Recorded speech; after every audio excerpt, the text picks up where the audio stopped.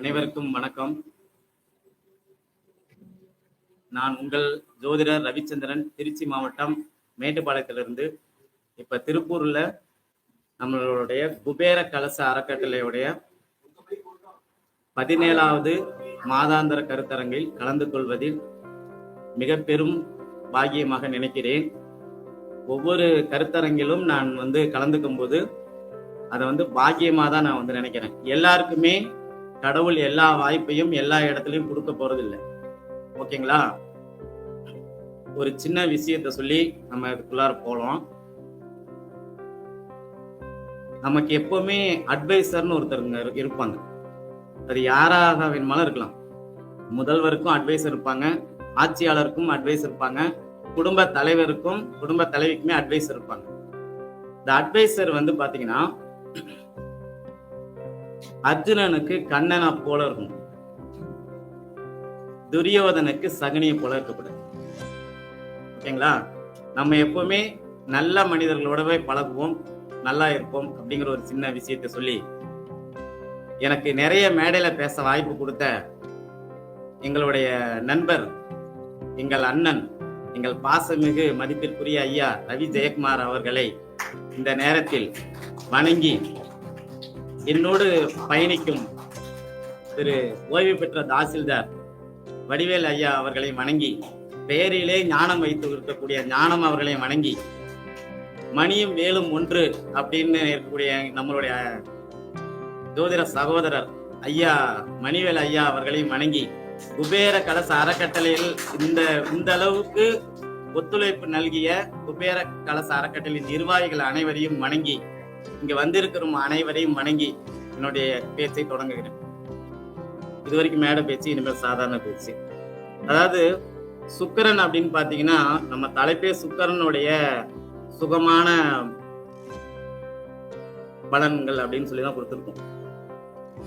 சுக்கிரன் யார் சார்? முதல்ல ஒரு ஜாதகத்துக்கு ஒருத்தர் செவ்வாயை வச்சு பலன் சொல்றார், ஒருத்தர் குருவை வச்சு பலன் சொல்றார், ஒருத்தர் சனி பகவானை வச்சு பலன் சொல்றார். எல்லாமே உண்மைதான்.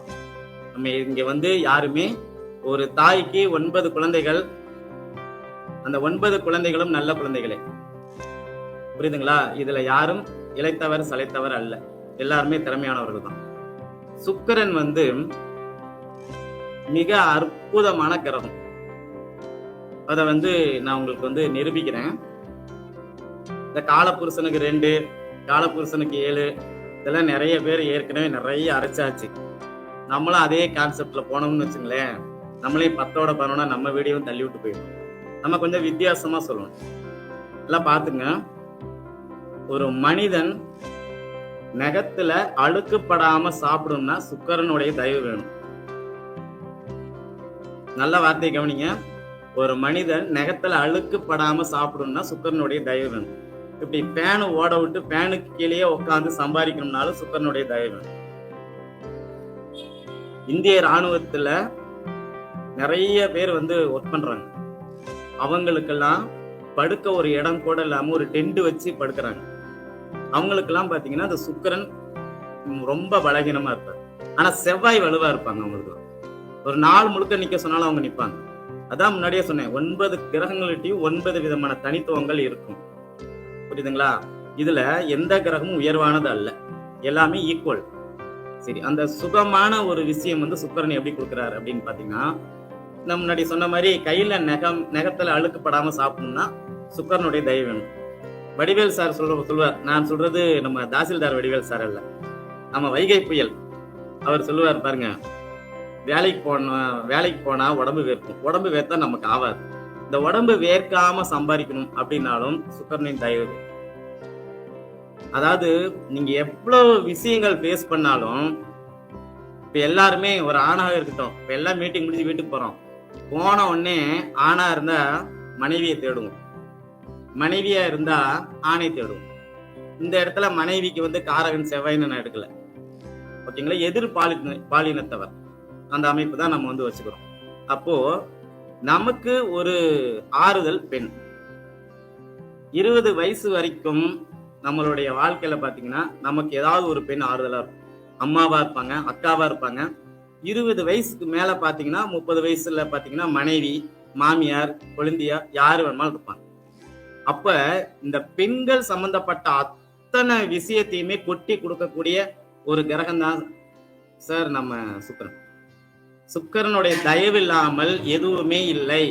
என் வீட்டுல என் மனைவி பர்மிஷன் கொடுக்கலன்னா நான் வீட்டுல 3:50க்கு கிளம்ப முடியாது. அதே மாதிரிதான் நம்ம ஜெயக்குமார் சாரும், அவங்க ஒய்ஃப் வந்து நீங்க போயிட்டு வாங்க சார்னு சொல்லாம யாருங்க வர முடியாது. ஒவ்வொரு ஆணின் வெற்றிக்கு பிறகும் பின்னாடியும் ஒரு பெண் இருக்காங்க. அதே மாதிரி ஒவ்வொரு பெண்ணின் வெற்றிக்கு பின்னாடியும் ஒரு ஆண் இருக்காங்க. ரெண்டும் உண்மைதான். அப்போ இந்த எதிர்பாலினத்தவருக்கு நடக்கக்கூடிய நல்ல விஷயங்கள் பூராமே சுக்கிரன் தான் நமக்கு தராரு. சரி, சுக்கிரன் அப்படி என்னென்னலாம் தருவாரு பாருங்க. சுக்கிரன் வருமானத்தை தருவார், நல்ல இனிமையான பேச்சை தருவார், டேஸ்டா சாப்பிட வைப்பார். ஞான சார் கரெக்ட் தானே? டேஸ்டா சாப்பிட வைப்பாரு. அதுக்கடுத்து பாத்தீங்கன்னா நம்ம முகத்துல ஒரு மார்க் வைப்பார். ஒரு சில பேருக்கு வந்து பாத்தீங்கன்னா அந்த முகத்துல ஒரு கலை இருக்கும். அந்த முக கலை இருந்தாவே அவங்க ஜாதகத்துல சுக்கிரன் வலுவுன்னு இருக்கும். அதே மாதிரி அந்த 2ஆம் இடத்துல ஒரு வாக்கு கொடுத்துட்டாங்கன்னா, பொதுவா சுக்கிரன்னா பெண்கள் கிட்ட கொடுக்கிற வாக்க 100% காப்பாத்திடுவாங்க. சரிங்களா? அதுலயும் ஒரு விதிவிலக்கு இருக்கு, அதை நம்ம இங்க மேடையில சொல்ல வேண்டாம். 100% பெண்கள் கிட்ட கொடுக்கிற விதி அந்த வாக்கு, அதாவது அந்த ஒரு விஷயம் நான் செய்யறேமா அப்படின்னு ஒரு வாக்கு கொடுத்துட்டாங்கன்னா அது 100% காப்பாத்திடுவாங்க. அதே மாதிரிதான் பெண்களும் ஆண்கள் கிட்ட கொடுக்கிற அந்த வாக்கையும் காப்பாத்திடுவாங்க. ஓகே, இவ்வளவு விஷயமும் சுக்கிரன் கிட்ட தான் இருக்குங்களா? வேற எந்த கிரகத்துக்கிட்டையும் இல்லையா? கண்டிப்பாக சுக்கிரன் கிட்ட மட்டும்தான் இருக்கு, வேற எந்த கிரகத்துக்கிட்டையும் இல்லை. புரியுதுங்களா? இந்த காலபுருஷனுக்கு 2, 7 இது வந்து நமக்கு எல்லாருக்குமே தெரிஞ்ச ஒரு விஷயம். யாருக்கெல்லாம் சொல்லும் செயலும் சரியா இருக்கோ அவங்களுக்கு அத்தனை பேத்துக்கும் சுக்கிரன் 1, 5, 9ஆம் பாவத்துல இருக்கிறாங்கன்னு அர்த்தம். அதே மாதிரி 4ஆம் பாவத்துல, லக்னத்துக்கு 4ஆம் பாவத்துல சுக்கிரன் இருந்தாலும் அவங்களுக்கும் அந்த சொல்லும் செயலும் ஒரே அமைப்பாக இருக்கும். 8ஆம் இடத்துல சுக்கிரன் உச்சம் பெற்றாலும், நல்லா பாத்துங்க, சிம்ம லக்னத்துக்கு மட்டும்தான் 8ஆம் இடத்துல உச்சம் பெறும். அவங்களுக்கும் சொல்லும் செயலும் ஒரே மாதிரி இருக்கு. ஏன்னா அவர் 2ஆம் அதிபதியோடவே அங்க இருப்பார், நீச்சப்பங்க ராஜயோகம் அடங்கியிருப்பார். இவங்களுக்கு அந்த சொல்லும் செயலும் கரெக்டா இருக்கும். ஏன் சார் சுக்கிரனை எடுத்துட்டு சொல்லும் செயலும் சொல்லிட்டு இருக்கீங்க அப்படின்னா, இன்னைக்கு பேருந்துல வரும்போது என் பக்கத்துல ஒரு தம்பி உட்காந்துட்டு வந்தாரு. அவரு அறியாமலே என்கிட்ட பேசுறாரு. சார் எனக்கு அடுத்த மாசம் கல்யாணம். சரிப்பா, லவ் மேரேஜா? இல்ல சார், அரேஞ்ச் மேரேஜா சார்? நான் அவர்கிட்ட சொல்லிட்டேன், இதைதான்ப்பா மேடையில பேச போறேன், நீ தான் பார்த்து கொடுத்துருக்க அப்படின்னு. பேசுங்க சார்னாரு. நல்லா பாத்துங்க, இன்றைய ஜோதிடத்தின் நிலைமை இதுதான். அவருக்கு ஜாதகம் பார்த்துட்டீங்களான்னு கேட்டேன். அவர் சொன்னாரு, நாங்க நாமக்கல் பக்கத்துல ஒரு ஊர்ல பார்த்தோம், நாமக்கலுக்கு பக்கத்துல வளையப்பட்டியில பார்த்தோம், காலப்பனாங்கிப்பட்டியில பார்த்தோம் அப்படின்னு சொன்னாரு. சரிங்க சார், ஜாதகம் நல்லா இருக்கான்னு சொல்லி கேட்டேன். நல்லா இருக்கு, நான் என் ஜாதகம் எங்க அப்பா கிழிச்சு விட்டார். அந்த பையன் சொல்றாரு, ஜாதகம் கிழிச்சிட்டாரு. அப்புறம் திருப்பி நாங்க போய் ஒரு ஜாதகத்தை எழுதணும் அப்படின்னாரு.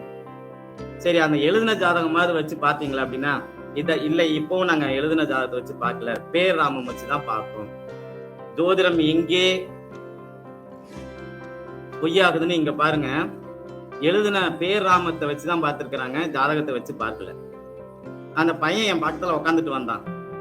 யார் சொன்ன? வந்தவங்க எல்லாம் ஒரு ஸ்டாப் வரவங்க எல்லாம் பழக்கமானவங்க போல, தம்பி கொஞ்சம் ஏந்திரி, நான் உட்காரணும் அப்படின்னாரு. அவர் பேரு துரை தான். உட்காருறேன் அப்படின்னாங்க. யாரு கடவுளே வந்து கேட்டாலும் நான் வந்து ஏந்திரிக்க மாட்டேன்னு சொன்னாரு. நான் நினைச்சேன் 2ஆம் இடம் ரொம்ப ஸ்ட்ராங்கா இருக்கும் போல, தம்பிக்கு நல்லா வாழ்க்கை இருக்கும் போல அப்படின்னு.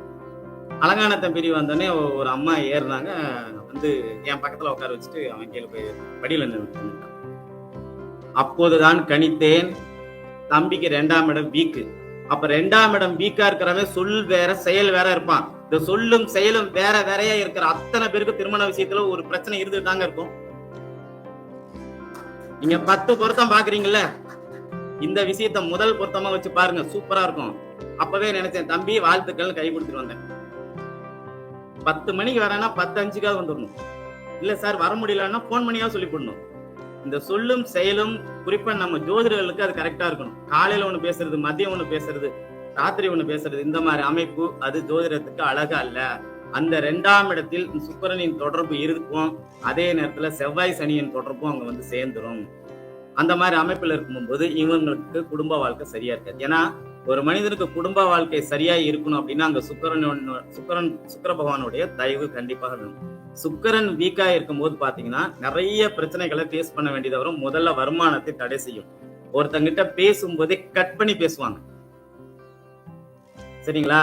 இப்போ ஒரு உதாரணத்துக்கு நம்ம சார் இந்த பஸ் ஈரோடு போகுமா அப்படின்னா போகும் போகாதுன்னு சொல்றவங்க தான் முறை. ஏன் ஈரோடு போற பஸ்ஸுக்கு வழி சொல்றவனே மூஞ்சில் எழுதி ஒட்டியிருக்கான். யாரெல்லாம் இப்படி பேசுறாங்களோ இவங்களுக்குலாம் 2ஆம் இடத்தோட சனி செவ்வாய் தொடர்பு இருக்கும். இவங்களுக்கு சீக்கிரம் குடும்பத்தை கட் பண்ணி கடவுள் விட போறாருன்னு அர்த்தம். நீங்க பாருங்க, செக் பண்ணி பாருங்க. இந்த 2ஆம் இடத்தோட சுபகிரகங்கள் இல்லாதவங்களோட பேச்சு எல்லாமே இப்படிதான் இருக்கும். அப்ப அந்த 2ஆம் இடத்தை இயக்கக்கூடிய ஒரு முக்கியமான ஒரு கிரகம் வந்து சுக்கிரன். காலபுருஷனுக்கு அதனாலதான் சுக்கிரன் வச்சிருக்காங்க. நல்ல சிரிச்சுக்கிட்டு பேசணும், முகமலர்ச்சியோட பேசணும், நல்ல விஷயங்களை பேசணும் அப்படிங்கிற ஒரு விஷயத்துக்காக தான் 2ஆம் இடத்துல வந்து சுக்கிர பகவானை வச்சிருக்காங்க. சரி, அதனை எடுத்து பாத்தீங்கன்னா சுக்கிரன்னா பெண்கள். ஒரு வீட்டுல 2 பொம்பளை பிள்ளைங்க ஒரு பையன். இது நான் நிறைய வீட்டுல பார்த்தத ஒரு அனுபவம்.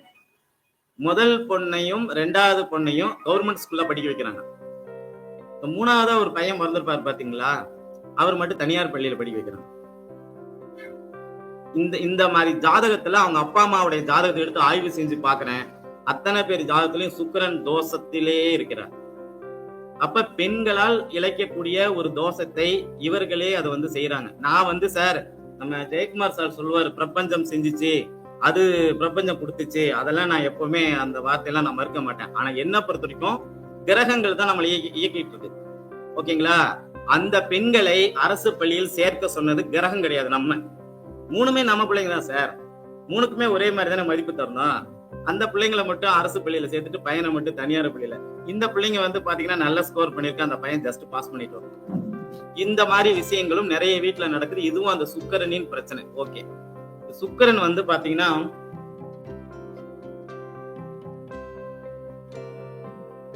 திருமணம், ஆடம்பரமான வாழ்க்கை, நீடித்த தாம்பத்தியம், மனைவி, வருமானம், முகம், அழகு, பேச்சு, குடும்பம், பொழுதுபோக்கு அம்சம், சாப்பாடு, காதல், ஃபேன்சி ஸ்டோர், இதெல்லாமே காரகத்துவத்தில் சில. இது இங்க வந்துதான் எழுதுனேன்.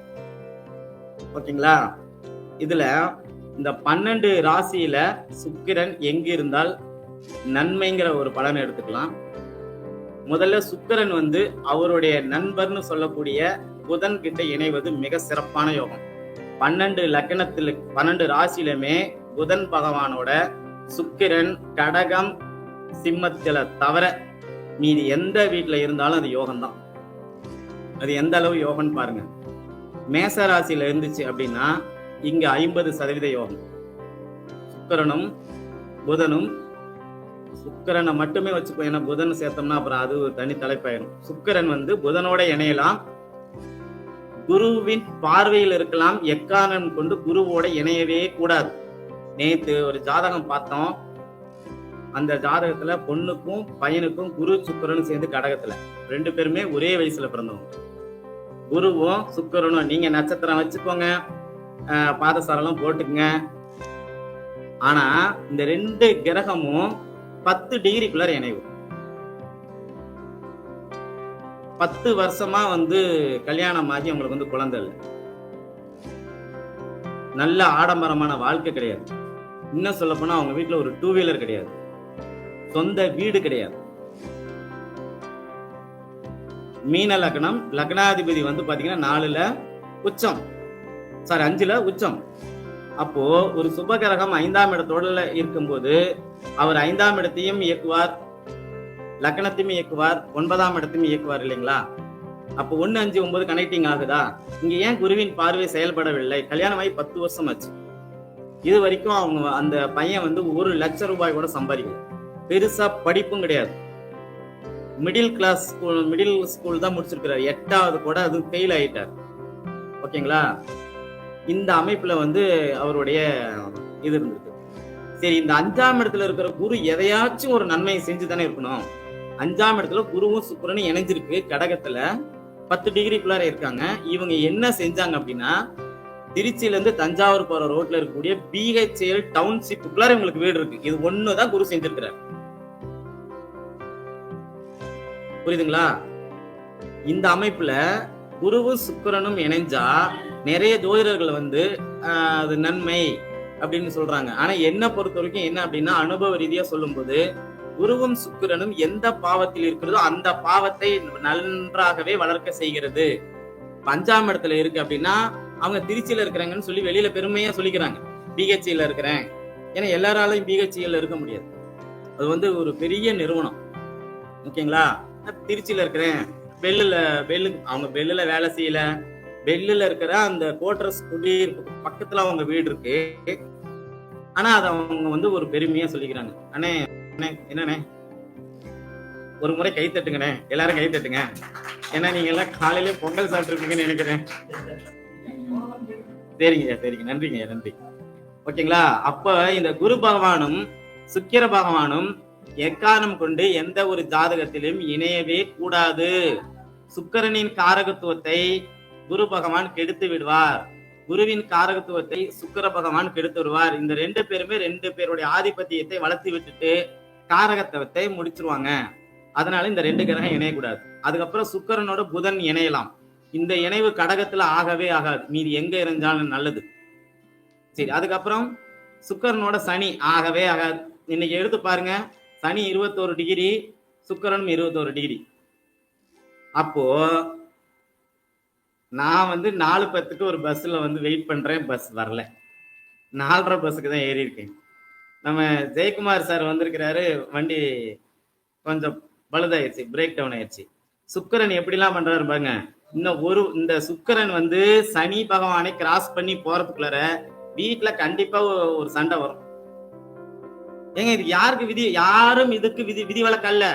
எங்க பொண்டாட்டி வந்து சூப்பர், சண்டை இழுக்காது, என் புருஷன் உள்ளங்கையில வச்சு தாங்குவாங்க, அது வேணா வெளியில வந்து நம்ம வேணா சொல்லிக்கலாம். ஆனா கண்டிப்பா அந்த பிரச்சனை, ஏன்னா சுக்கிரன் வந்து பாத்தீங்கன்னா ஒரு முக்கியமான கிரகம் இல்லையா, கணவன் மனைவிக்கு சம்பந்தப்பட்ட ஒரு கிரகம். இது போய் சனியோட இணையும் போது என்ன பண்ணுவாரு, சனி பலப்பட்டு சுக்கிரன் கெட்டு போயிடுவார். இதுதான் எங்களுடைய என்னை வாழ வைத்த தெய்வம் ஆதித்ய குருஜியா வந்து சுபத்துவம்னு கூவிட்டு இருக்கிறார். சுக்கிரன் கிட்ட இருக்கிற பலத்தை சனி பகவான் வாங்கி சனி வலுவா இருப்பார். அப்போ சனி வலுவா இருக்கிறாருன்னா தொழில் எல்லாருக்கும் நல்லா இருக்கும். ஓகேங்களா? லாபம் மிகப்பெரிய அளவுல வரும். இந்த 2 விஷயம் இருந்தாவே போதுங்க, மீதி எல்லா விஷயத்தையும் அட்ஜஸ்ட் பண்ணிக்கலாமே. ஒரு சில ஜோதிடர்கிட்ட நான் பழகும் போது பார்த்திருக்கேன். ஒரு மிக புகழ் பெற்ற ஒரு ஜோதிடர், இன்னைக்கு அலுவலகத்துக்கு போனீங்கல்ல, எவ்வளவு சம்பாரிச்சுட்டு வந்தீங்க? இன்னைக்கு 300 ரூபா தாமா சம்பாரிச்சுட்டு வந்தேன். சரி, தினசரி கேள்வி கேட்பாங்க 300 ரூபா தாங்க சம்பாரிச்சுட்டு வந்தேன். சரி, இன்னைக்கு எவ்வளவு? 3000 ரூபாய். இப்போ இந்த சுக்கிரன் சனி பகவானை தொட்டு வெளியில போற வரைக்கும் இன்னையில இருந்து ஒரு 20 நாளைக்கு பாருங்க, எல்லாருக்குமே கிளைண்ட் நிறையவே வருவாங்க. ஆனா வீட்டுல மனைவிக்கும் நமக்கும் கண்டிப்பா பிரச்சனை உண்டு, கணவனுக்கும் நமக்கு பிரச்சனை உண்டு. இதை இல்லைன்னு நீங்க அடுத்த மீட்டிங்ல வந்து யாராவது நிரூபிங்க. அப்படி நிரூபிச்சீங்கன்னா அது போய், புரியுதுங்களா? கண்டிப்பாக ஒரு பிரச்சனை இருக்கு. அப்போ சுக்கிர பகவான் எந்த காரணம் சனி பகவானோட இணையக்கூடாது. நண்பராக இருந்தாலுமே கூட இணையக்கூடாது. அதாவது நண்பர்னா, இப்ப நம்ம ஒரு ஊர்ல இருப்போம், நண்பர் ஒரு ஊர்ல இருப்பாங்க. 2 பேரும் பிரிஞ்சிருந்தா நம்ம அசின்னு சொல்லுவாங்கல்ல, தூரத்துல இருந்து பார்த்தாதான் பிடிக்கும், பக்கத்துக்கு வந்தா பார்த்தா பிடிக்காது, எம் குமரன் படத்துல. அந்த மாதிரி 2 பேர் தூரத்துல இருந்தா நல்லா இருக்கும், பக்கத்துல வந்தா அது பெரிய பகையா போயிடும். அப்படிங்கிற அமைப்புல சுக்கிர பகவான் சனி பகவானோட இணையக்கூடாது. சரி, அதுக்கு அடுத்த ஒரு விஷயம் செவ்வாய். இது செவ்வாயோட சேரும்போது பிருகமங்கல யோகம் சொல்லப்படுது. இங்கேயும் சுக்கிரன் கெட்டுதான் போவார். சுக்கிரனும் செவ்வாயும் 8 டிகிரிக்குள்ளார இருக்கும்போது பாத்தீங்கன்னா செவ்வாயுடைய காரகத்துவத்தில் அந்த ஜாதகர் மிகப்பெரிய ஜொலிச்சிருப்பார். செவ்வாயோடைய அமைப்பு அப்படின்னு சொல்லி பாத்தீங்க அப்படின்னா, அது இந்த ரியல் எஸ்டேட் பிசினஸ், இந்த மருத்துவம், ராணுவம், இன்ஜினியரிங், இந்த லைன்ல அவங்க மிகப்பெரிய ஒரு அளவா இருப்பாங்க. ஆனா வீட்டுல மனைவியோட பிரச்சனையா தான் இருப்பாங்க. ஏன்னா அங்க சுக்கிரன் கெட்டு போறாரு. சரிங்களா? அந்த மாதிரிதான் அது வந்து இருக்கும். அதாவது ஒரு மனிதர் தன்னுடைய வாழ்நாள்ல கன்னியாகுமரி எக்ஸ்பிரஸா ஓடுறாரா, விவேக் சூப்பர் ஃபாஸ்ட் எக்ஸ்பிரஸா ஓடுறாராங்கிறது நம்ம வந்து சுக்கிர பகவானை வச்சு மட்டும்தான் அதை சொல்ல முடியும். ஓகேங்களா? அதனை எடுத்து பாத்தீங்கன்னா செவ்வாயோட இணைஞ்சா பிருகமங்கல யோகம், அதுலயும் இவ்வளவு விஷயம் இருக்கு. அதுக்கு அடுத்த கிரகம் வந்து பாத்தீங்க அப்படின்னா சூரியன். சூரியனோட சுக்கிரன் இணையும் போது சுக்கிரன் வந்து அஸ்தங்கம் தோஷம் அடைஞ்சிருவாரு. ஆனால் இங்க ஒரு ரகசியம் இருக்கு. சுக்கிரன் என்னென்ன பலன்லாம் கொடுக்கணுமோ அதை சூரியன் கொடுத்து போயிடுறாரு. இங்க அஸ்தங்க தோஷம் இங்க பெரிய அளவுல வேலை செய்யாது. ஆனா அந்த வீட்டினுடைய தன்மை பாதிக்கும். இப்ப ஒருத்தர் துலாம் லக்னம் அப்படின்னா லக்னாதிபதியும் 8ஆம் அதிபதியும் சுக்கிரனே வருவார். அவர் போய் சூரியனோட இணைஞ்சு அஸ்தங்கம் அடைஞ்சு எந்தவித குருவின் பார்வை, ராகுக்கு தொடர்பு, செவ்வாய் சனியோட தொடர்பு இல்லாட்டி அவர் இயல்பாகவே தான் இருப்பார். நம்ம அஸ்தங்கம் நினைச்சிட்டு இருப்போம். ஆனா வேற கிரகங்களுடைய தொடர்பு அங்க உள்ள வந்துருச்சு அப்படின்னா இந்த 2 இடம் கெட்டு போச்சு, முடிஞ்சிருச்சு. அதனை அடுத்து பாத்தீங்கன்னா நம்ம சனி பகவானை சொல்லியாச்சு. ராகு, சுக்கிரன் ராகுவோட 8 டிகிரி இணையும் போது இது என்ன சொல்றதுன்னா, வடிவேல் ஒரு படத்துல சொல்வாரு, நாங்கெல்லாம் அரசியல்வாதி அப்படின்னு அடுத்த ஒரு வார்த்தை சொல்லி அதை மியூட் பண்ணிருப்பாங்க. அந்த மாதிரி சுக்கிரன் ராகு இணையம் பாத்தீங்கன்னா கலைத்துறையில ஒரு மிகப்பெரிய ஒரு ஆளா கொண்டு வந்து இன்னைக்கு கலைத்துறையில இருக்கக்கூடிய பெரும்பாலான ஜாதகர் பாத்தீங்கன்னா கலைத்துறையில புகழ் பெற்றவங்களுடைய ஜாதகம் எல்லாமே சுக்கிரன் ராகு இணைவு தான். இவங்க யாருக்குமே குடும்ப வாழ்க்கை நல்லா இல்லை. அது நம்ம பேர் சொல்ல வேண்டாம் நான் நினைக்கிறனால சொல்றேன். எதுக்காக சொல்றேன்னா, சுக்கிரன் அங்க பலகீனமா இருப்பாரு, ராகு பலமா இருப்பாரு. இப்ப ராகு பலம்னா எப்படி, அவர் போகக்காரன் இல்லைங்களா, அவரு தன்னுடைய வேலையை காட்டி விட்டுருவார். அப்ப சுக்கிரன் ராகுவோட 8 டிகிரிக்குள்ளார இணையக்கூடாது. நல்ல வார்த்தையை கவனிங்க. ராகு 30 டிகிரி ஒரு வீட்டுல இருக்கு, 8 டிகிரிக்குள்ளார இணையறதுக்கு மட்டும்தான் நான் பலன் சொல்றேன். அதுக்கப்புறம் இருக்கிற டிகிரிக்கெல்லாம் நான் பலன் சொல்லல. அதனால அது நல்லா புரிஞ்சுக்குங்க. அதுக்கப்புறம் பாத்தீங்கன்னா கேது, எந்த ஒரு ஜாதகத்திலையும் லக்னாதிபதியோ சுக்கிரனோ கேதுவோட இணைஞ்சிருந்தா அது தோஷமே இல்லை. ஒரே ஒரு விஷயம்தான் நடக்கும், தனித்து விடப்படுவாங்க. அந்த கேதுவோட லக்னாதிபதியோ லக்னமோ கேது லக்னத்துல இருந்தா, இப்போ ஊரெல்லாம் இப்ப இந்த ஏரியாலாம் ஒரு பெரிய கம்யூனிட்டி இருக்குன்னு வைங்களேன். அந்த கம்யூனிட்டியில ஒருத்தர் கேது லக்னத்துல இருக்கோ லக்னாதிபதியோடவே கேது இருக்கிறாருன்னு வச்சுங்க, அவங்க அந்த சமுதாய மக்களோட ஒன்றிணைய மாட்டாங்க. இவ்வளவுதான். ஆனா வாழ்வாங்கல்ல, இருக்கிற இடம் தெரியாம வாழ்ந்துட்டு போவாங்க. பாருங்க, மிகப்பெரிய மகான்கள்லாம் அப்படிதான் வாழ்ந்திருக்காங்க. இவங்க எல்லாம் மறைஞ்சதுக்கு அப்புறம் தாங்க நம்ம புகழ் தெரியுது. அதே மாதிரி இந்த லக்னாதிபதியோட கேது இருக்கிறவங்க பாத்தீங்கன்னா அவங்க மறைவுக்கு பிறகு அவங்களுடைய அந்த சாதனை பேசப்படும். சரி, இதுக்கு சுக்கிரனுக்கு என்ன தொடர்பு, அதுதானே இப்ப சொல்ல வந்தோம். சுக்கிரன் கேதுவோட இணையும் போது பாத்தீங்கன்னா இங்கே தேவையான அளவு மட்டுமே ஆடம்பரத்தை தருவார், தேவையான அளவு மட்டுமே வாகனத்தை தருவார், தேவையான அளவு மட்டுமே தாம்பத்தியத்தையும் தருவார், தேவையான அளவு மட்டுமே உறவு முறைகிட்ட சுமூகமா இருக்க வைப்பார். அவ்வளவுதான். என்னன்னா என்ன, ஓகேங்களா? அந்த அமைப்புலதான் அங்க தருவார். கேதுவோட இணைவது இது ஒரு தோஷம் அல்ல. அப்போ எல்லா கிரகத்தையும் சொல்லிட்டேன், இன்னும் ஒரு கிரகம் இருக்கு, சந்திர பகவான். இந்த சுக்கிரன் சந்திர பகவானோட இணையவே கூடாது. அது என்ன காரணம் அப்படின்னு பாத்தீங்கன்னா, சுக்கிரனும் சந்திரனும் இணையும் போது சந்திரன் டெட்ல இருப்பார். அதாவது ஒண்ணு தேய்பிரை நோக்கி போயிடுவாரு, இல்லாட்டி வளர்வரையில ஒரு 3 தேதிக்குள்ள இருப்பார். இந்த அமைப்புல இருக்கும்போது இப்ப நடந்துச்சு பாருங்க, அமாவாசையில இருந்து 3ஆவது நாள், இப்ப இன்னைக்கு பௌர்ணமியில இருந்து 6ஆவது நாளுங்களா, சஷ்டி திதிங்களா.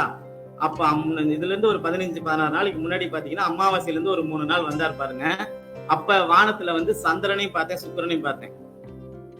அப்போ சந்திரன் கிட்ட தன்னுடைய பலத்தெல்லாம் கொடுத்துட்டு சுக்கிரன் கெட்டு போயிடுவார். விடியற் காலையில அது அந்த நிகழ்வு பார்க்கலாம். இந்த அமைப்பு நல்லது அல்ல. எனவே சுக்கிரன் எந்தெந்த கிரகத்தோட இருந்தா என்ன பலன் சொல்லிட்டேன். இந்த கிரகத்தோட இல்லாமல் சுக்கிரன் மட்டும் எந்த ஒரு ஜாதகத்துல தனிச்சு இருக்கோ, இதுலயும் விதிவிலக்கு இருக்கு. மேச லக்னத்துக்கு 11ஆம் இடத்துல அவர் இருக்கக்கூடாது, பாதகத்தை வளர்த்து விட்டுருவார். ரிஷப லக்னத்துக்கு 9ஆம் இடத்துல இருக்கக்கூடாது, அதையும் பாதகத்தை வளர்த்து விட்டுருவாரு. மிதுன லக்னத்துக்கு 7ஆம் இடத்துல இருக்கலாமா இருக்கக்கூடாது. மிதுன லக்னத்துல 7ஆம் இடத்துல குருதான் இருக்கக்கூடாது, சுக்கிரன் இருக்கலாம். லக்னத்தை பார்க்கும்போது மனைவி அழகான மனைவியா வரும், மனைவியால் நிறைய வருமானம் வரும், வாடகை வருமானம், நிறைய விஷயங்கள் நம்ம கொண்டு தருவாங்க. சரி, சுக்கிரன் மேசத்துல இருந்தா 50% பலனை தருவார். நீங்க நட்சத்திர சாரம் எல்லாம் பாக்குறதெல்லாம் 2வது விஷயம். ரிஷபத்தில் இருந்தால் 100% பலன் தரமாட்டார், 90% பலனை தருவார்.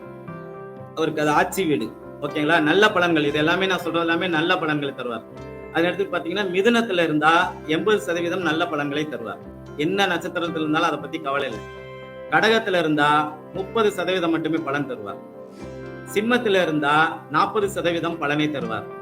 கன்னியில இருந்தா 60% பலன் தருவார். ஏன்? கடக சிம்மத்துக்கெல்லாம் 30-40 போட்டு ஏன் கடனுக்கு இந்த கன்னிக்கு மட்டும் 60% அப்படின்னு பாத்தீங்க அப்படின்னா, ஏதாவது ஒரு வகையில ஒரு பரிவர்த்தனை அடைஞ்சிருவாருன்னு நம்ம சொல்றது எல்லாமே நிறைய பேர் சொல்லிட்டாங்க. ஓகேங்களா? நான் ஒரு விஷயம் என்ன சொல்ல வரேன்னா, எந்த ஒரு கிரகம் சுப கிரகம் நீச்சம் அப்படின்னா ஒரு மனிதனுக்கு தேவையான விஷயத்தை கண்டிப்பா கொடுத்துரும். ஓகேங்களா? இந்த அதீத விஷயம் தான் கொடுக்காது. நல்லா புரிஞ்சுங்க. மகரத்துல குரு இருக்கிற நிறைய பேருக்கு 2 குழந்தைங்க தான் இருக்கும். செக் பண்ணி பாருங்க. ஆனா குழந்தைங்க இல்லைன்னா இல்லவே கிடையாது. இந்த மகரத்துல இருக்கிற குருவோட செவ்வாயும் சேர்ந்து சனியும் சேர்ந்து ராகுவும் சேர்ந்துச்சுன்னா லக்னத்துக்கு 5ஆம் இடம் கெட்டு 9 கெட்டு 10 கெட்டு முடிஞ்சிச்சுன்னா முடிந்தது. குழந்தைங்கிற பேச்சுக்கு நம்ம முடியாது. அப்ப சுக்கிரன் கன்னி வீட்டுல நீச்சம் அடைஞ்சாலும் ஒரு மனிதனுக்கு தேவையான தாம்பத்தியத்தை கண்டிப்பாக தருவார். ஒரு மனிதனுக்கு தேவையான வசதியான அந்த ஆடம்பரமான விஷயத்தை கொடுத்துருவார். ஒரு மனிதனுக்கு தேவையான வாகனத்தை கொடுத்துருவார். ஒரு மனிதனுக்கு தேவையான திரைப்படம் பொழுதுபோக்கு சம்பந்தப்பட்ட விஷயத்துல கொடுத்துருவார். ஒரே ஒரு குழந்தையாவோட கொஞ்சிக்கிட்டு இருப்பார். முடிஞ்சு போச்சு, அவ்வளவுதான். நல்லா புரிஞ்சுங்க. இவ்வளவுதான் நடக்கும். அதுக்காக எடுத்த உடனே சுக்கிரன் நீச்சம் உனக்கு உடனே ஓடு, நீங்க ஸ்ரீரங்கத்துக்கு ஓடு, பெருமாளை போய் பாரு, அதெல்லாம் இல்லவே இல்லைங்க. சரி, இதுக்கு என்ன ஆதாரம் கேக்குறீங்களா? என்கிட்ட ஒரு ஆதாரம் இருக்கு. உங்களை எல்லாம் மகா புருஷர் யாருன்னு சொன்னா யார கேட்பீங்க? யார சொல்லுவீங்க? மகா புருஷர் ஏகபத்தினி விரதன்னா யார சொல்லுவீங்க? நான் எங்க அப்பாவை தான் சொல்லுவேன். எங்க அப்பா என்கிட்ட வாழ்ந்திருக்கிறார், என்னோட வாழ்ந்திருக்கிறார். என் அப்பா மாதிரி ஒரு யோக்கியமான மனிதன் யாருமே இல்லை. அந்த இடத்த வரதுக்கு நான் ட்ரை பண்ணிட்டு இருக்கிறேன். நல்ல வார்த்தைக்கு ட்ரை தான் பண்ணிட்டு இருக்கிறேன். எங்க அப்பாவுக்கு சுக்கிரன் நீசம். நல்லா புரிஞ்சுங்க. சுக்கிரன் எங்க அப்பாவுக்கு நீச்சம், பரிவர்த்தனையும் அடையல. ஒரு கன்னி லக்னம், லக்னத்திலேயே சுக்கிரன் பரிவர்த்தனை அடையல. அப்ப லக்னத்துல ஒரு கிரகம் இருந்தா அது சம்பந்தப்பட்ட காரக விஷயம் நம்மளை தேடி வரும். வந்துச்சுங்களா? எங்க அம்மா தேடி கல்யாணம் பண்ணிட்டாங்க. பெத்தவங்களோட நான் கட்டினா இவரை தான் கட்டிக்குவேன் அப்படின்னு சொல்லி கல்யாணம் பண்ணிட்டாங்க. எங்க அப்பா பெண்ணுக்கெல்லாம் ரொம்ப கஷ்டம்லாம் படல. லக்னத்துல அவர் நீச்சமா இருந்தாலும் லக்ன பள்ளத்துல ஒரு திரிகோண பாவமும் இருக்கு உள்ள. அந்த ஸ்தானத்துல அவர் வலு பெறுவார். அந்த அமைப்புல தான் கன்னியில சுக்கிரன் இருக்கும்போது கண்டிப்பாக ஒரு மனிதனுக்கு தேவையான அத்தனை விஷயம் கொடுத்துருவார். அவர் வாகனம் எல்லாம் வச்சிருந்தாரு. ஓகேங்களா? மிகப்பெரிய ஒரு நிலத்துக்கு சொந்தக்காரரு தான். நான் ஒரே வரியில சொல்ல, என்ன பொறுத்த வரைக்கும் மகா புருஷர் யாருன்னா நான் எங்க அப்பாவை தான் சொல்லுவேன். அந்த அளவு அவருடைய வாழ்க்கை முறை இருந்திருக்கு. இங்க சுக்கிரன் நீச்சம், பெண்ணால ஒரு பிரச்சனை. நம்ம ஜோதிடர்களுக்கு அளந்து விடுற கட்டுக்கதைக்கெல்லாம் அளவே இல்லாம இருக்குது. சுக்கிரன் நீச்சனா உடனே பெண்ணால ஒரு பிரச்சனை, அது ஆனால ஒரு பிரச்சனை, வீட்டால ஒரு பிரச்சனை. சார் அதெல்லாம் வேற சார். ஒரு மனிதனுக்கு தேவையான அத்தனை விஷயத்தையும் நீச்சம் அடைந்த சுக்கிரன் கொடுத்துரும். அங்க இருந்தா கண்டிப்பாக ஒரு 70% மார்க் கொடுத்துடலாம். 60ஓ 70ஓ கொடுத்துடலாம். ஓகே. துலாம்ல இருந்தா 100% நல்ல மதிப்பெண் உண்டு. 100% துலாம்ல இருக்கக்கூடிய சுக்கிரன் நல்ல பலன்களை கொடுத்துருவார். நல்ல வாழ்க்கையை அப்படியே ரசிச்சு வாழணும். கார்ல போகணும்னா துலாமோட சுக்கிரன் ஏதாவது ஒரு வகையில தொடர்புல வரணும். அதே மாதிரி ரிஷபத்தோடையும் சுக்கிரன் தொடர்புல இருக்கணும், மீனத்தோடையும் தொடர்புல இருக்கணும். சரி, அதுக்கு அடுத்து பாத்தீங்கன்னா விருச்சிகம். இங்கே 40% பலன். இதுல ஒரு விதிவிலக்கு என்னன்னு பாருங்க. மேசத்துல இருக்கும்போது 40 தான் சொன்னேன். அவர் அங்க இருந்து துலாம பார்க்கும்போது அது பாத்தீங்கன்னா அது 60ஆ மாறிடும். ஏன்னா தன்னோட இயற்கை சுபகிரகங்கள் லக்னத்தை பார்க்கலாம், இயற்கை பாவ கிரகங்கள் லக்னத்தை பார்க்க கூடாது, அந்த விதிப்படி. அதே மாதிரி இப்ப அவர் விருச்சிகத்துல இருக்கும்போது என்ன பண்ணுவாரு? ரிஷபத்தை பார்ப்பார். ஓகேங்களா? அந்த இடத்துலயும் நன்மையான பலன்கள் உண்டு. இதுலயும் கொஞ்சம் உள்ள நீங்க ஆய்வு செஞ்சு பாத்தீங்கன்னா அனுசம் அப்புறம் கேட்ட 2 நட்சத்திரம் இருக்கு. இந்த 2 நட்சத்திரமும் ரிஷப லக்னத்துக்கு யோகாதிபதி கூட நட்சத்திரம். ஓகே, அங்க இருக்கலாம். ஒரு லக்னத்தை பொறுத்து ஆவரேஜா அங்க ஒரு 40 மதிப்பெண்கள் தரலாம். தனுசு வீட்டுல எந்த கிரகமும் பகையடையாது. சுக்கிரன் அங்க இருக்கும்போது கண்டிப்பாக ஒரு 60% நன்மையான பலனை தருவார். அவருடைய காமம், அவருடைய தாம்பத்தியம், அவங்களுடைய நட்பு வட்டாரங்கள் இதெல்லாமே பாத்தீங்கன்னா ஆன்மீகம் சம்பந்தப்பட்ட விஷயத்தோடவே தொடர்பு கொண்டு. ஓகேங்களா? அதனடுத்து மகரம். மகரத்துல சுக்கிரன் இருக்கலாம். ஏன்னா அவருக்கு நண்பர் வீடு. ஆனா நண்பரோட அது இருக்கக்கூடாது. அப்ப நண்பர் வீட்டுல இருக்கும்போது ஒரு மிகப்பெரிய ஒரு நல்ல பலனை கண்டிப்பாக அவர் தருவார். ஏன்னா அது வந்து ஒரு சரராசி அப்படிங்கிற ஒரு அமைப்புல அந்த வீட்டுல நல்ல பலனை தருவார். அதுக்கடுத்து கும்பத்துல மகரத்துக்கு ஒரு 60 மார்க் போட்டீங்கன்னா கும்பத்துக்கும் ஒரு 50 மார்க் வந்து போட்டுக்கலாம் அப்படிங்கிற அமைப்புல கும்பத்திலயும் அவர் இருக்கலாம், நல்லது செய்வார். சரி, மீனத்துல இருக்கும்போது இந்த வீட்டுல எல்லாரும் எதிர்பார்ப்பீங்க நான் நல்ல பலன் தான் சொல்ல போறேன்ட்டு. காஞ்சி மகா பெரியவா இருக்கிறாரு பாத்தீங்களா, அவருடைய லக்னத்துக்கு அவர் அந்த 9ஆம் இடத்துல ஒரு உச்சம் பெற்றார். அவர் பெண் வாடனாவே என்னன்னு தெரியாதுங்க. இதை நீங்க பிளஸ் எடுத்துக்கிறீங்களா மைனஸ் எடுத்துக்கிறீங்களா? ஆனா பெரிய வகை கார்ல எல்லாம் போனாருங்க, பெரிய மனிதர்களுடைய தொடர்புல எல்லாமே இருந்தார் 9ஆம் இடத்துல அவருக்கு. ஓகேங்களா, பெரிய மனிதர்களுடைய தொடர்பு 9ஆம் இடம் தான். இந்தியா முழுக்க சுத்தி வந்தார். அவர் பேரை சொன்னா எல்லாருக்குமே தெரியுது. எப்போ அவர் இருக்கும்போது தெரியுது, இறந்ததுக்கு அப்புறம் தெரியுது. அப்ப அந்த வீட்டுல இருக்கிற சுக்கிரன் தாம்பத்தியத்தை கொடுத்திருந்தால் அவருக்கு அந்த ஆன்மீக விஷயத்தை கொடுக்காது. ஏன்னா நீங்க எல்லாருமே மீன வீட்டுல சுக்கிரன் இருந்தா ஆகா ஓஹோ பேசுன்னு ஏங்க, நான் நிக்கிறது திருப்பூரும் பண்ணுங்க. என்னதான் நான் ரவிச்சந்திரனா இருந்தாலும் நான் மேட்டுப்பாளையமா இருந்தாலும் நான் நிக்கிறது திருப்பூரும் பண்ண இல்லையா? அந்த வீடு வந்து குருவின் வீடு இல்லைங்களா? அப்ப சுக்கிரன் உச்சம் அடைஞ்சவங்க எல்லாம் பாத்தீங்கன்னா கோயிலுக்கு அதிகமா போவாங்க. இவங்களுடைய வெற்றியை அங்க இருந்து தான் தொடரும். அப்ப எந்த அளவு இவங்க கோயிலுக்கு போறாங்களோ அந்த அளவுக்கு வந்து இவங்களுக்கு ஒரு மிகப்பெரிய வெற்றி இருக்குன்னு சொல்லுவாங்க. சோ இப்படி 12 வீட்லயுமே சுக்கிரன் இந்த மாதிரி இருந்தா ஒரு நல்ல பலன். சரி, சில வீட்டுல சுக்கிரனுடைய தோஷங்கள் நான் நிறைய வந்து ஆய்வுல எடுத்து பார்த்திருக்கேன்.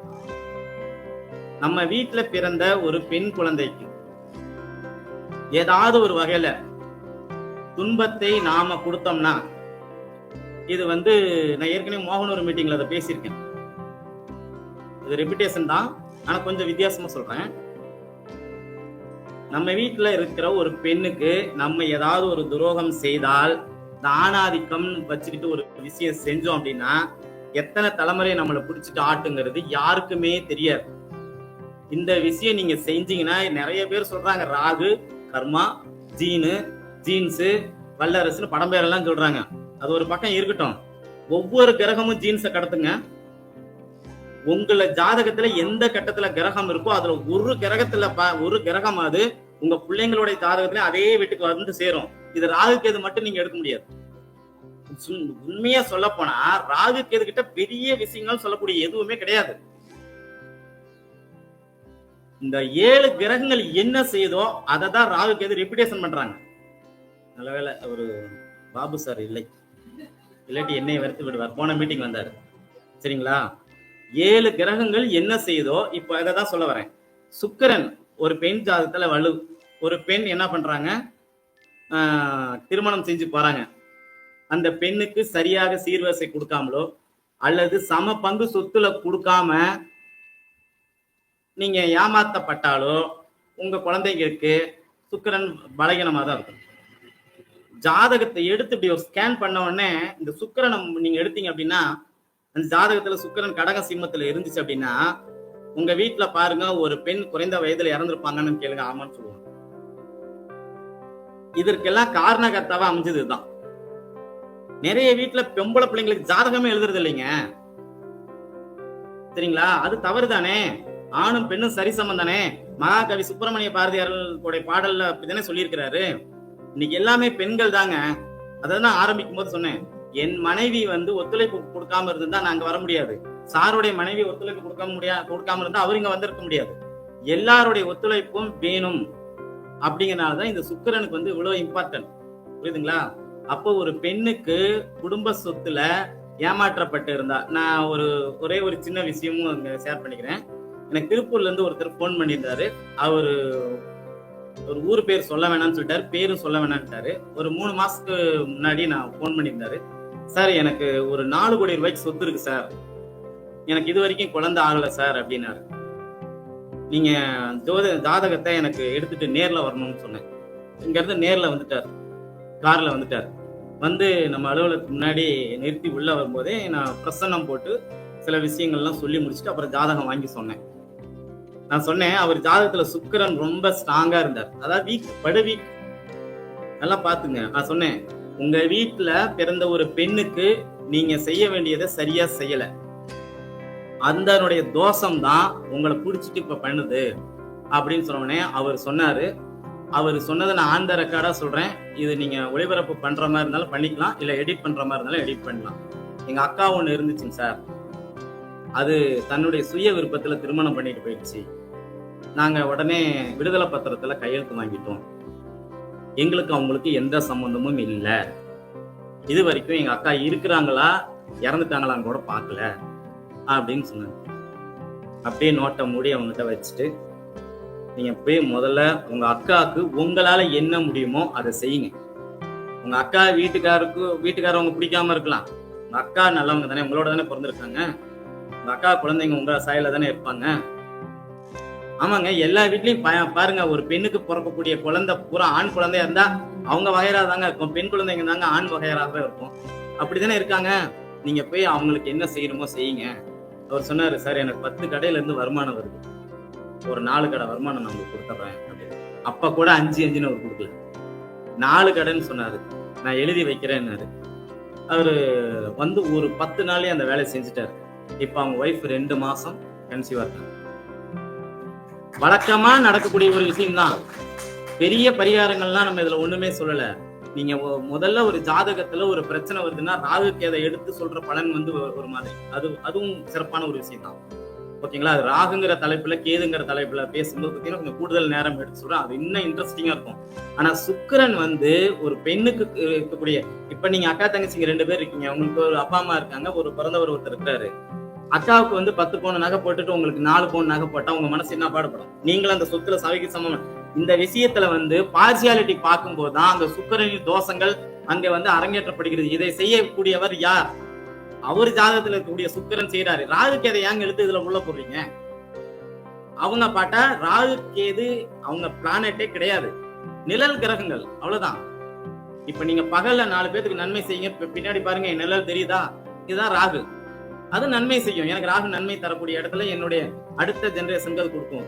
இரவுல வந்து கேது, இரவுல நமக்கு தெரியக்கூடிய நிழல் வந்து பாத்தீங்கன்னா கேது. அப்ப நைட்ல நல்ல விஷயங்கள் நிறைய செய்யுங்க. கேது வந்து உங்களுடைய அடுத்த தலைமுறையை நல்ல ஒரு இடத்துக்கு கொண்டு போகும். நீங்க பகல்லையும் நல்லது செய்யாம ராத்திரிலையும் நல்லது செய்யாம இருந்தீங்கன்னா அப்புறம் ராகு கேது வந்து அவங்க இஷ்டத்துக்கு தான் அப்படி ஏட்டிக்கு போட்டியா உட்கார்ந்து இருப்பாங்க. அது ஒரு மாதிரியான ஒரு பலன் தான் போகும். எனவே என்னை பொறுத்த வரைக்கும் ஒரே ஒரு கான்செப்ட் என்னன்னா, வீட்டுல பெண்களை எந்த அளவு சுகமா வச்சுட்டு இருக்கணுமோ அந்த அளவு சுகமா வச்சிருங்க. உங்களுக்கு சுக்கிரனுடைய ஆதிக்கம் அதிகமாக வேலை செய்யும். சரிங்களா? அதே மாதிரி ஒரு ஆணை எந்த அளவு சுகமா பெண்கள் வச்சுக்க முடியுமோ அந்த அளவு, ஏன்னா அதுக்கும் உண்டு, அந்த அளவு அவங்களுக்கும் அது மிகப்பெரிய ஒரு விஷயமா வேலை செய்யும். இந்த சுக்கிரனோட அமைப்பு வந்து பாத்தீங்கன்னா சில விஷயங்கள் நிறைய கான்ட்ரவர்சியா இருக்கனால அது பொது மேடையில பேச முடியாது. இந்த டீசெண்டா சொல்லக்கூடிய பலன்கள் எல்லாமே நான் வந்து சொல்லியிருக்கிறேன். சரி, இந்த ஒரு சில ஜாதகத்துல வந்து பாத்தீங்கன்னா இந்த செவ்வாய், சனி, ராகு, சுக்கிரன் 4 கிரகம் சேர்ந்திருக்கும். சம்டைம் இந்த மாதிரி ஏதாவது ஜாதகம் வந்துச்சுன்னா 10க்கு 10 பொருத்தமே வந்தாலும் அதை வேண்டாம் என்று அப்படியே நோட்டை மூடி கொடுத்துருங்க. இது வந்து வேணாம். ஏன்னா சுக்கிரன்கிற ஒரு கிரகம் பாதிப்படையும் போது பாத்தீங்கன்னா அங்க கலத்திரம் பாதிப்படையும், தாம்பத்தியம் பாதிப்படையும். சரிங்களா? அதாவது சொல் வேற செயல் வேற அப்படிங்கிற மாதிரி அவங்களுடைய போக்கு போயிடும். இப்ப நல்லா பாருங்க, யார் யாரெல்லாம் பெரிய செல்வந்தரா இருக்கிறாங்களோ அவங்களுக்கெல்லாம் சொல்லும் செயலும் ஒரு 70% ஒத்துப்போம். 70% கண்டிப்பா ஒத்துப்போம். யார் யாரெல்லாம் சொல்லிட்டு செய்யாம இருக்கிறாங்களோ அவங்களுக்கெல்லாம் ஒத்துப்போம். நீங்க கேட்கலாம், இன்னொருத்தங்க இருக்கிறாங்க அவங்க மேடைக்கு மேடை சொல்லு வேற செயல் வேற பேசுறாங்க, அவங்க எல்லாம் நிறைய பணம் வச்சிருக்கிறாங்க அப்படின்னு. வச்சிருக்கிற மாதிரி தான் தெரியும். புரியுதுங்களா? வச்சிருக்கிற மாதிரி தான் தெரியும், ஆனா வச்சிருக்க மாட்டாங்க. சரிங்களா? அந்த அமைப்புல வந்து சுக்கிர பகவான்கிட்ட வந்து நிறைய நல்ல விஷயங்கள்லாம் இருக்கு. பெண்களுக்கு துரோகம் பண்ணக்கூடாது, ஆணுக்கு வந்து பாதிப்பு பார்க்கக்கூடாது, பார்சியாலிட்டி பார்க்கக்கூடாது. மெயினா சுக்கிர பகவான் வந்து அவர் ஒரு இனிமையான கிரகம். ஒரு மீட்டிங் போடுறோம், ஒரு மாநாடு நடத்துறோம், நமக்கு நிறைய கூட்டம், அது ஆணா இருந்தாலும் சரி பெண்ணா இருந்தாலும் சரி நிறைய பேர் வேணும்னா முதல்ல சுக்கிர பகவானுடைய தயவு தாங்க தேவைப்படும். நம்ம மீட்டிங்ல என்ன போடுறோம்? மதிய உணவு. அந்த உணவு 2/10 தாங்க உணவு. அதுல முதல் இடத்துலயே சுக்கிரன் தானே வர்றாரு. சரிங்களா? அந்த முகப்புல இருக்கக்கூடிய எல்லா விஷயங்களும் சுக்கிர பகவான் தான் தருவாரு. நல்ல ருசியா சாப்பிடணும் அப்படின்னா சுக்கிரனின் தயவு வேணும். அந்த சுக்கிரனின் தயவு இருந்தால் மட்டுமே நாம் ஒழுங்கா ஆரோக்கியமாக இருக்க முடியும். அப்புறம் கடைசியா ஒரு விஷயம், சுக்கிரன்னா கண்ணு நிறைய பேர் சொல்லிட்டு இருக்கோம், அப்படிதானே சார்? வலது கண்ணுக்கு சூரியனும் இடது கண்ணுக்கு சந்திரனும் முடிச்சாச்சு. அப்ப சுக்கிரன் வந்து யாரு? அவரையும் தானே கண்ணுக்குரிய கிரகம் சொல்றோம். சுக்கிரன் வந்து கண்ணுக்குள்ள இருக்கக்கூடிய லென்ஸை குறிக்கும்.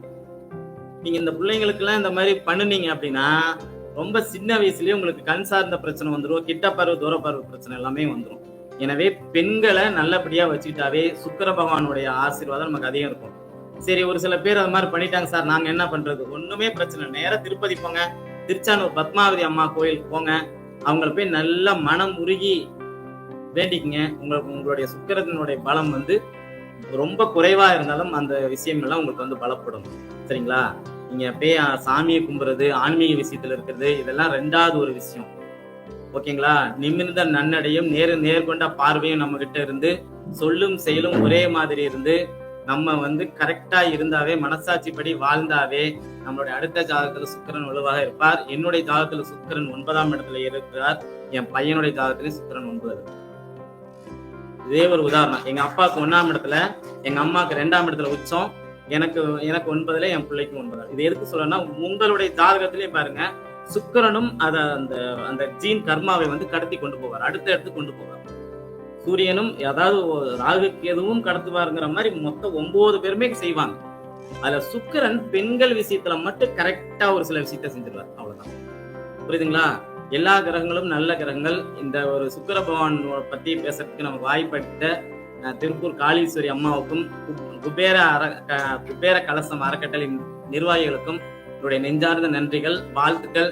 இந்த கருத்தரங்கம் வந்து இன்னும் 100வது கருத்தரங்கம், 200வது கருத்தரங்கம் அப்படின்னு வளர்ந்துகிட்டே போகணும். அந்த 100வது கருத்தரங்கிலும் 200வது கருத்தரங்கிலும் நாங்கள் அனைவரும் கலந்து கொள்ளணும்னு சொல்லி எல்லாம் வல்ல இறைவனிடம் நான் வந்து பிரார்த்தனை செய்து இந்த வாய்ப்புக்கு நன்றி கூறி விடைபெறுகிறேன். நன்றி.